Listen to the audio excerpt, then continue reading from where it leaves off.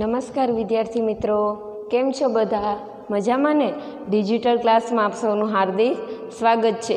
આપણે જે વિદ્યુત પ્રકરણ ભણતા હતા ચેપ્ટર નંબર 12 વિજ્ઞાન વિષયમાં, એનો આજે આપણે છેલ્લો મુદ્દો શીખવા જઈ રહ્યા છીએ, જે ખૂબ જ અગત્યનો છે, પરીક્ષા માટે ખૂબ જ આઈએમપી છે, અને તમે એને જો વ્યવસ્થિત તૈયાર કરશો તો તે સહેલો પણ બહુ જ છે. બરાબર? તો આપણે એ મુદ્દો જોઈએ. તો એ છે વિદ્યુત પ્રવાહની તાપીય અસર અને વિદ્યુત પાવર. તો પહેલાં આપણે શીખીશું કે આ વિદ્યુત પ્રવાહની તાપીય અસર શું છે. તો ચલો જોઈએ. હવે તમે બેટરીનો સેલ તો બધાએ જોયો હશે. તમે તમારા ટીવીનું રિમોટ છે, ઘડિયાળ છે, એની પાછળ જે પાવર લગાવો છો જેને સેલ કહેવાય, બરાબર, એ કંઈક આવા પ્રકારનો હોય છે. બરાબર? એની અંદર જે ઉર્જા સંગ્રહાયેલી હોય છે એ રાસાયણિક ઉર્જા સ્વરૂપે જોવા મળે છે. અને આ પાવરની અંદર જે રાસાયણિક ઉર્જા છે એ જ્યાં લગી પાવર બહાર છે ત્યાં લગી રાસાયણિક સ્વરૂપે હોય. જેવું એ પાવરને કોઈ યંત્ર સાથે જોડવામાં આવે, જેમ કે રિમોટ, ઘડિયાળ, એમ કોઈક યંત્રની સાથે તમે જોડો, એટલે કે એની અંદર નાખી દો, એટલે રાસાયણિક ઉર્જાનું વિદ્યુત ઉર્જામાં રૂપાંતર થાય. વિદ્યુત ઉર્જામાં રૂપાંતર થાય એનો મતલબ એમ કે એ યંત્ર કામ કરતું થઈ જાય. બરાબર? હવે વિદ્યુત સ્થિતિમાનનો તફાવત પેદા કરે. એ શું કરે? એમાં પણ આ ઉપરનો છેડો ધન છે અને નીચેનો ઋણ છે, એટલે બે છેડા વચ્ચે વિદ્યુત સ્થિતિમાનનો તફાવત પેદા થાય. એના લીધે રાસાયણિક ઉર્જાનું વિદ્યુત ઉર્જામાં રૂપાંતર થાય છે. બરાબર? હવે અહીંયા આપણે એક પરિપથ જોઈએ કે આ વિદ્યુત પ્રવાહની તાપીય અસર કેવી રીતના કામ કરે છે. એના માટે તો અહીંયા એક પરિપથ આપ્યો છે, જેમાં અહીંયા એક બલ્બ આપેલો છે, એક વિદ્યુત બલ્બ આપ્યો છે, અહીંયા બેટરી જોડેલી છે અને સ્વિચ એટલે કે કળ પણ મૂકેલી છે. બરાબર? તો આ બલ્બ પ્રકાશિત ક્યારે થાય? કે જ્યારે આ કળને ચાલુ કરો અને આ બેટરીમાંથી વિદ્યુત ભારનું વહન ચાલુ થાય, એટલે કે ઇલેક્ટ્રોનનું વહન ચાલુ થાય, એટલે આપોઆપ બલ્બ સુધી વિદ્યુત પ્રવાહ પહોંચશે અને બલ્બ પ્રકાશિત થશે. પરંતુ આ જે સેલની અંદર રાસાયણિક ઉર્જા છે પાવરની અંદર, એ રાસાયણિક ઉર્જાનું વિદ્યુત ઉર્જામાં 100% રૂપાંતર થાય છે, પણ આ બલ્બ રહ્યો એ વિદ્યુત ઉર્જાનું 100% વપરાશ કરે છે? એવો આપણને પ્રશ્ન થાય કે શું આ બધી ઉર્જાનો એ ઉપયોગ કરી નાખતો?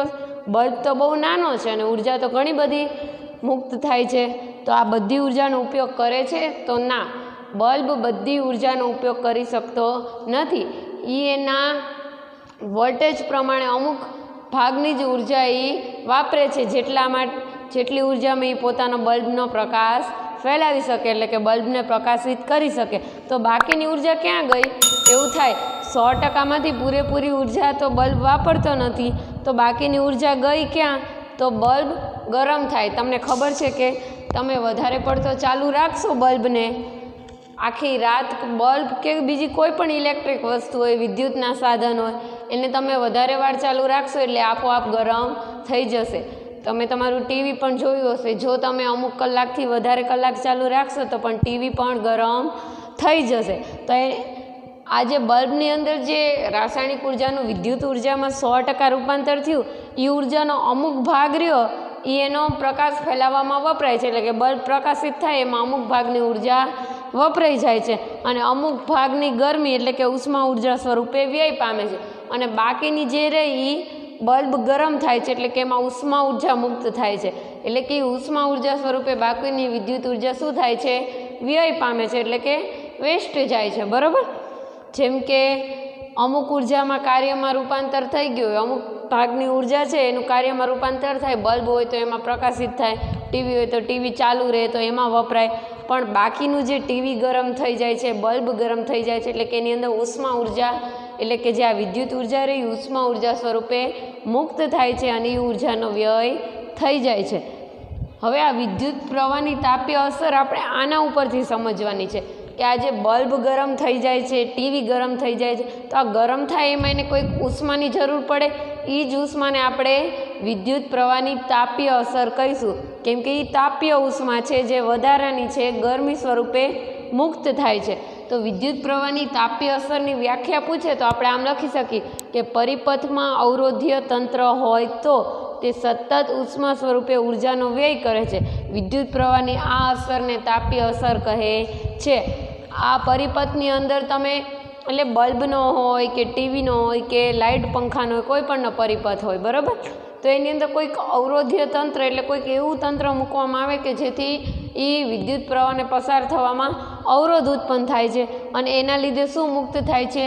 ઉષ્મા ઉર્જા સ્વરૂપે ઉર્જા મુક્ત થાય છે. એટલે કે લાઇટ હોય કે બલ્બ હોય કે ટીવી હોય, આ બધું ગરમ થઈ જાય છે, એટલે કે ઉષ્મા ઉર્જા મુક્ત થાય છે. તો આ જે ઉર્જાનો વ્યય થાય છે ગરમી સ્વરૂપે ઉષ્મા ઉર્જાનો, એને આપણે વિદ્યુત પ્રવાહની તાપીય અસર કહીશું. તો આ એની વ્યાખ્યા છે, એક માર્કમાં પૂછાય છે, એટલે યાદ રાખજો. હવે આ વિદ્યુત પ્રવાહની તાપીય અસરનો ઉપયોગ કેમ થાય? હવે આપણને એમ થાય કે આ બધું 100% તો વિદ્યુત ઉર્જાનું રૂપાંતર થતું નથી, તો આ બધી ઉર્જા વ્યય પામે છે, તો આમાં તો આપણને નુકસાન જાય, આપણી ઉર્જા વેસ્ટ જાય છે. પણ એવું નથી. આ વિદ્યુત પ્રવાહની તાપીય અસરને લીધે ઘણા બધા યંત્રો ચાલે છે, જેમ કે વિદ્યુત હીટર. તમે પાણી ગરમ કરવા માટે જે હીટરનો ઉપયોગ કરો છો એ પણ આ તાપીય અસરને લીધે હાલે છે. કેમ કે તમે એને વિદ્યુત ઉર્જા પૂરી પાડશો એટલે શું થશે? હીટર ગરમ થાય છે, જેમ બલ્બ ગરમ થાય છે, તો એની ગરમીના લીધે જ આપણું પાણી ગરમ થાય છે ને. તો આ એક એનો ઉપયોગ થયો. પછી છે ઇસ્ત્રી. તો ઇસ્ત્રીની પણ તમને ખબર હશે, તમે ઇસ્ત્રી સતત ચાલુ રાખી શકો નહીં, એની અંદર અમુક ભાગનો વિદ્યુત પ્રવાહ પસાર થાય એટલે ઇસ્ત્રી આપોઆપ ગરમ થઈ જાય છે. તો આ એની ગરમ થવાની તાપીય અસર છે, તો એ ગરમીના લીધે જ આપણે કપડાં ઇસ્ત્રી કરી શકીએ છીએ. જો એ તાપીય અસર ન થતી હોય, એટલે કે બહારથી ઇસ્ત્રી ગરમ ન થતી હોય, ઉષ્મા મુક્ત ન કરતી હોય, તો આપણે કપડાને ઇસ્ત્રી કરી શકીએ નહીં. તો આ વિદ્યુત પ્રવાહની તાપીય અસરનો આવા વિદ્યુતના ઉપકરણોમાં ઉપયોગ થાય છે. હવે એક ટોપિક છે પાવર, બરાબર. આપણે અહીંયા શીખવાનું હતું વિદ્યુત પાવર. તો આ પાવર શું છે? તો પાવરની વ્યાખ્યા એમ પણ કહેવાય કે કાર્ય કરવાના દરને પાવર કહે છે. એટલે કે તમે કેટલી સ્પીડથી કાર્ય કરો છો એનો પાવર કહે, બરાબર. આપણે એમ કે આનો પાવર ઝાઝો છે, આનો ઓછો છે કોઈ ઉપકરણની બાબતમાં. એટલે કે કોઈ ઉપકરણ સ્પીડમાં કામ કરતું હોય, તમે નક્કી કરેલા સમયમાં વધારે સ્પીડમાં કામ કરતું હોય, તો આપણે એનો વિદ્યુત પાવર કહીશું. જો એક નાની એવી સર્કિટ દોરી છે, એમાં અવરોધ આર આપેલો છે, અહીંયા કળ કે એટલે કે સ્વિચ આપેલી છે, અહીંયા વિદ્યુત વોલ્ટેજ જોડેલો છે એટલે કે બેટરી જોડેલી છે, ને એની અંદરથી વિદ્યુત પ્રવાહ આઈ પસાર થાય છે. તો આની અંદર અવરોધ આપ્યો છે ને આપણે આરથી દર્શાવીશું. વિદ્યુત પ્રવાહ જે પસાર થાય છે એકમ સમયમાં એને આઈથી દર્શાવીશું.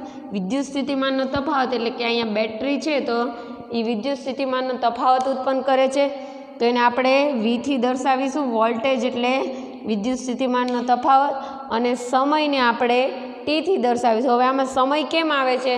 તો એકમ સમયની અંદર વિદ્યુત પ્રવાહનું વહન થાય છે એટલે સમય આવે છે, અને વિદ્યુત ભાર તો આવે જ તે, એના વગર તો આપણા પરિપથમાં વિદ્યુત પ્રવાહનું વહન તો શક્ય નથી. તો આપણે આ બધી રાશિની સંજ્ઞા લખી લીધી. હવે પાવરનું સૂત્ર તારવી. આ પાવર ઉપરથી આપણે ઉષ્મા ઉર્જા, જે આ વિદ્યુત પ્રવાહની તાપીય અસરમાં ઉષ્મા ઉર્જા મુક્ત થાય છે, એનું સૂત્ર પણ તારવશું. તો પરિપથમાં થતું કાર્ય, તો પરિપથમાં જે વિદ્યુત પ્રવાહ પસાર થાય છે એને આપણે વ્યાખ્યાયિત કે સૂત્રની રૂપે દર્શાવવું હોય તો એમાં કેટલું કાર્ય થયું? તો W બરાબર VQ. V એટલે વિદ્યુત સ્થિતિમાનનો તફાવત, ને Q એટલે વિદ્યુત ભાર, એટલે કે વિદ્યુત સ્થિતિમાનનો તફાવત અને વિદ્યુત ભારના ગુણાકારને આપણે કાર્ય કહીશું. અને પાવર લખવું હોય તો એકમ સમયમાં થયેલું કાર્ય. મેં કીધું ને કાર્ય કરવાનો દર, એટલે કે એકમ સમયમાં કેટલું કાર્ય થયું એને આપણે પાવર કહીશું. તો પાવર બરાબર આમ લખાય, કાર્યના છેદમાં સમય, અને પાવરની સંજ્ઞા છે P. તો પાવર P બરાબર કાર્ય છેદમાં સમય, એટલે કે W ના છેદમાં T. કાર્ય એટલે W થી દર્શાવાય, W એટલે વર્ક, વર્ક એટલે કાર્ય, અને સમય T, બરાબર. તો હવે આના ઉપરથી સૂત્ર તારવી. તો P બરાબર W ના છેદમાં T છે, અને અહીંયા આપણે W બરાબર શું લીધું? VQ. તો અહીંયા Wની જગ્યાએ મૂકી દો VQ, અને છેદમાં T T એમના. હવે આપણને ખબર છે વિદ્યુત પ્રવાહનું સૂત્ર શું છે? એકમ સમયમાં પસાર થતો વિદ્યુત ભાર એટલે વિદ્યુત પ્રવાહ કહેવાય. એકમ સમયમાં પસાર થતો વિદ્યુત ભાર એટલે વિદ્યુત પ્રવાહ કહેવાય. P બરાબર VI, બરાબર. તો આ P બરાબર VI એટલે કે આ Q/T એની જગ્યાએ આપણે પ્રવાહ I લખી શકીએ, એટલે મેં આની જગ્યાએ I મૂકી દીધું, એટલે P બરાબર શું મળ્યું? VI. તો પાવરનું આ સૂત્ર પણ પરીક્ષામાં પૂછાય. તમને વોલ્ટેજ અને વિદ્યુત પ્રવાહનું માપ આપ્યું હોય અને એમ કે આનો પાવર શોધો, તો તમે ડાયરેક્ટ આ સૂત્રમાં મૂકીને કરી શકો. હવે આ કાર્ય થાય છે, આ પાવર ઉત્પન્ન થાય છે, એ દરમિયાન જે ઉષ્મા છૂટી પડે છે એનું સૂત્ર તારવીએ આપણે આ વિદ્યુત સ્થિતિમાનનો તફાવતના લીધે વિદ્યુત પ્રવાહનું વહન થાય પરિપથમાં અને જે કાર્ય થાય છે અને આપણો બલ્બ કે ટીવી ઇસ્ત્રી આ બધું ગરમ થઈ જાય છે એટલે કે એમાંથી ઉષ્મા ઉર્જા મુક્ત થાય છે. તો આ ઉષ્મા ઉર્જા એટલે કે એને Hથી દર્શાવાય અને એનું સૂત્ર તારવવું હોય તો ઉષ્મા ઉર્જા H બરાબર શું થાય? પાવર ગુણ્યા સમય. એટલે એકમ સમયની અંદર જેટલો પાવર વપરાતો હોય એને આપણે એની ઉષ્મા ઉર્જા કહીશું. એટલે પાવર એટલે P અને સમય એટલે T. હવે આપણને ખબર છે પાવર P બરાબર અહીંયા શું મળ્યું આપણને? VI. તો હું Pની જગ્યાએ VI મૂકું અને T એમ નામ એટલે કે H બરાબર શું મળ્યું? VIT. હજી આપણે આ V માટે ઓહમનો નિયમ વાપરી શકીએ. ઓહમના નિયમ મુજબ V બરાબર શું થાય? I ગુણ્યા R એટલે કે IR થાય. તો હું આ Vની જગ્યાએ IR મૂકી દઉં, અહીંયા IR મૂકી દઉં તો 2I ભેગા થયા એટલે I2RT થાય. એટલે આપણને ઉષ્મા ઉર્જાનું સૂત્ર કેવું મળશે? H બરાબર I2RT.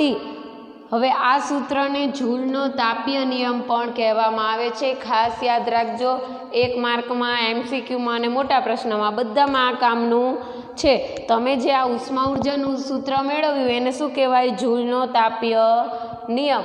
તમને એમ પણ પૂછે જૂલના તાપીય નિયમનું સૂત્ર જણાવો તો H બરાબર I2RT અથવા એમ કે H બરાબર I2RT એ શું દર્શાવે છે? તો જૂલનો તાપીય નિયમ દર્શાવે છે. બરાબર. હવે આ જે સૂત્ર આપણે મેળવ્યું ઉષ્મા ઉર્જાનું એના ઉપરથી કેટલાક તારણ નીકળે છે. આમ તમે અલગ અલગ 3 તારણ લખી શકો. મેં એકમાં લખીને દેખાડ્યા છે. બરાબર. આ ઉષ્મા ઉર્જા H રહી એ વિદ્યુત પ્રવાહ Iના સમપ્રમાણમાં છે. એ જ રીતે ઉષ્મા ઉર્જા H રહી એ અવરોધ Rના પણ સમપ્રમાણમાં છે અને વિદ્યુત ઉર્જા H રહી સમય Tના પણ સમપ્રમાણમાં છે. એટલે કે વિદ્યુત પ્રવાહ I, અવરોધ R અને સમય T ત્રણેયના સમપ્રમાણમાં છે. તમે આ ત્રણેયનું અલગ અલગ પણ લખી શકો અને ભેગું પણ લખી શકો. હવે તમને ખબર છે સમપ્રમાણ એટલે એની સાથે સરખા પ્રમાણમાં, આ વધે તો આ વધે, આ ઘટે તો આ ઘટે અને વ્યસ્ત પ્રમાણ તો છેદમાં હોય. અહીંયા ત્રણેય ઉપર છે એનો મતલબ કે એ ઉષ્મા ઉર્જા સાથે સમપ્રમાણતાનો સંબંધ ધરાવે છે. બરાબર. હવે આપણે જે આ વિદ્યુત પ્રવાહની તાપીય અસર છે એનો ઉપયોગ ક્યાં ક્યાં થાય એ જોઈએ. તો એક તો છે વિદ્યુત ઇસ્ત્રી, વિદ્યુત ટોસ્ટર, વિદ્યુત ઓવન, વિદ્યુત કીટલી, વિદ્યુત હીટર. કોઈ પણ વસ્તુ જે વીજળીથી ચાલતી હોય એવી બધી જ વસ્તુમાં વિદ્યુત પ્રવાહની તાપીય અસરનો ઉપયોગ થાય. ઇસ્ત્રી એ ગરમીથી ચાલે, ટોસ્ટર એ તે ગરમ થઈને જ ચાલે, ઓવન, કીટલી, હીટર આ બધું એવું છે જેમાં ઉષ્મા મુક્ત થાય તો જ એનું કાર્ય દર્શાવે. એટલે આ બધામાં વિદ્યુત પ્રવાહની તાપીય અસરનો ઉપયોગ થાય છે. પછી છે વિદ્યુત બલ્બ, એ ગરમ થાય. હવે મેં કીધું હતું કે વિદ્યુત બલ્બને વિદ્યુત ઉર્જાનું જેટલું ઉપયોગ કરવો હશે એ પ્રકાશ સ્વરૂપે કરી લેશે, પણ બાકીની ઉર્જા જે આજુબાજુ ઉષ્મા સ્વરૂપે મુક્ત થાય, ગરમ થાય તો એ ઉર્જાનો જથ્થો વધે તો એમાંથી વિદ્યુત બલ્બ વધારે પ્રકાશ ઉત્પન્ન કરી શકે છે. તો વિદ્યુત બલ્બને વધુ પ્રકાશ ઉત્પન્ન કરવા માટે પણ વિદ્યુત પ્રવાહની તાપીય અસરનો ઉપયોગ કરવો પડે છે. પછી છે ફ્યુઝ. હવે તમારા બધાના ઘરે ફ્યુઝ હશે, તમને ખબર હશે. આ ફ્યુઝ શેના માટે હોય કે આપણે ઘરમાં એક પરિપથની અંદર ઘણી બધી વસ્તુ એકસાથે જોડેલી હોય તો ક્યારેક વિદ્યુત પ્રવાહનું પ્રમાણ વધી જાય એટલે કે લોડ વધી જાય તો આપણા ઘરની કોઈ પણ વિદ્યુતની ઉપકરણને અસર થતું નથી અને એના બદલામાં ફ્યુઝમાં ધાતુ કે મિશ્ર ધાતુનો જે તાર આવેલો એ બળી જાય ને આપણી વસ્તુ બચી જાય છે. બરાબર.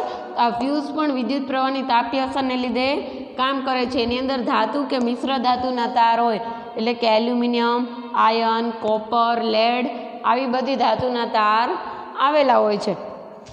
હવે આપણે વિદ્યુત પાવરનો SI એકમ, એની વ્યાખ્યા અને સૂત્ર શું છે એ જોઈએ. તો કાર્ય કરવાના દરને પાવર કહે છે. તમને 1 માર્કમાં વ્યાખ્યા પૂછે તો તમે આ નાની એવી લખી શકો કે કાર્ય કરવાના દરને શું કહેવાય? પાવર. અને પાવરનું સૂત્ર શું છે? આપણે અહીંયા તાર્યું તો P બરાબર VI. બરાબર. હવે આપણને ખબર છે ઓહમના નિયમ મુજબ V બરાબર શું થાય? IR થાય. તો આની જગ્યાએ હું IR મૂકું તો આ I અને બીજો IR મૂક્યો એટલે કે I2R થઈ ગયું. હજી પાછો તમે અહીંયા ઓહમનો નિયમ વાપરો તો આઈ બરાબર શું સૂત્ર થાય? વીના છેદમાં આર. તો આમાં આઈની જગ્યાએ હું મૂકું વીના છેદમાં આર તો કંઈક આવું થાય. આઈની જગ્યાએ મૂકું વી સ્ક્વેર આર સ્ક્વેર અને આ તો છે તે આર, તો આર આર ઉડી જાય એટલે કે પી બરાબર શું થાય? વી સ્ક્વેરના છેદમાં આર. તો આ પાવરનું સૂત્ર થયું વિદ્યુત સ્થિતિમાનના તફાવતનો વર્ગ એના છેદમાં આર. હવે આ પાવરનો એસઆઈ એકમ પૂછે. જો બહુ બધા એસઆઈ એકમ પૂછાય છે આ પ્રકરણમાં, લગભગ તમારે નકરા એસઆઈ એકમ જ આવ્યા છે, માપવાના સાધનો આવ્યા છે અને સૂત્રો આવ્યા છે અને એના ઉપરથી તમારે દાખલા પૂછાય છે. તો પાવરનો એસઆઈ એકમ છે વોટ, જેને ડબલ્યુ વડે દર્શાવાય છે. હવે પાવરના એકમને વોટને આપણે વ્યાખ્યાયિત કરવો હોય તો તમે આવી રીતના કરી શકો કે 1 વોલ્ટ વિદ્યુત સ્થિતિમાનનો તફાવત લઈ 1 એમ્પિયર જેટલો વિદ્યુત પ્રવાહ પરિપથમાં પસાર કરી તો 1 વોટ જેટલો પાવર ઉત્પન્ન થાય. તો આ તો પાવરનો નાનો એકમ છે 1 વોટ, બરાબર. એનો મોટો એકમ લેવો હોય તો કિલો વોટ અવર. કે એટલે કિલો, ડબલ્યુ એટલે વોટ અને એચ એટલે અવર. આને આપણે 1 યુનિટ પણ કહી શકીએ. જે આપણા ઘરે લાઇટ બિલ આવે ત્યારે આપણો એક લાઇટ બિલ શેમાં માપવામાં આવે છે? યુનિટ એકમમાં. તો આપણે આ કિલો વોટ અવરને 1 યુનિટ પણ કહી શકીએ, બરાબર. હવે કિલો વોટ અવરનું એક મૂલ્ય, ગાણિતિક મૂલ્ય બહુ પરીક્ષામાં પૂછાય છે એટલે યાદ રાખવું જરૂરી છે. કિલોવોટ અવર અને જૂલ વચ્ચેનો સંબંધ કે તો 1 કિલોવોટ અવર બરાબર શું થાય? 3.6 ગુણ્યા 10⁶ જૂલ થાય. જો ફરીવાર કહું છું 1 કિલોવોટ અવર બરાબર કેટલા જૂલ થાય એમ પૂછે તો 3.6 ગુણ્યા 10⁻6 છે, ઓછા નથી, એ પણ યાદ રાખજો. 3.6 ગુણ્યા 10⁶ જૂલ. તો આ હતી વિદ્યુત પ્રવાહની તાપીય અસર અને વિદ્યુત પાવર. આ તાપીય અસરનું સૂત્ર શું છે, કેવી રીતના ઉદ્ભવે, એની વ્યાખ્યા, એનો એસઆઈ એકમ, એનો ઉપયોગ, એનું જો ટૂંક નોંધ પૂછાય તો તમારે આ બધું જ લખવું પડે અને હું જે બોલી એ પણ તમારે આમાં ઉમેરવું પડે, કેમ કે મેં તો અહીંયા મુદ્દા પ્રમાણે નોંધેલું છે. એ મુદ્દાની અંદરની વાત પણ તમારે નોંધવી પડે. અને તમને ટૂંકમાં 2 માર્કમાં પણ પાવર ઉપર વિદ્યુત પાવરનો ટોપિક પૂછાય છે તો એનું સૂત્ર કેવી રીતના તારવવાનું અને સૂત્ર તારવા પછી એના એકમ નાના મોટા કયા છે બધું જ તમારે 2 માર્કમાં લખવું પડે. એટલે આજે મેં જે ટોપિક ચલાવ્યા એ બંને ટોપિક આઈએમપી છે, વિદ્યુત પ્રવાહની તાપીય અસર અને વિદ્યુત પાવર, બરાબર. આ બંને ટોપિક આઈએમપી છે એટલે તમે આ બંને ટોપિકને 2 વાર લખીને પાકા કરજો. અને તમને તો પણ ન સમજાય તો મને કોમેન્ટ કરીને કહેજો, હું તમને આ પ્રકરણનો આ ટોપિક બીજી વાર સમજાવી દઈશ. અહીંયા આપણું વિદ્યુત પ્રકરણ નંબર 12 પૂરું થાય છે. Thank you.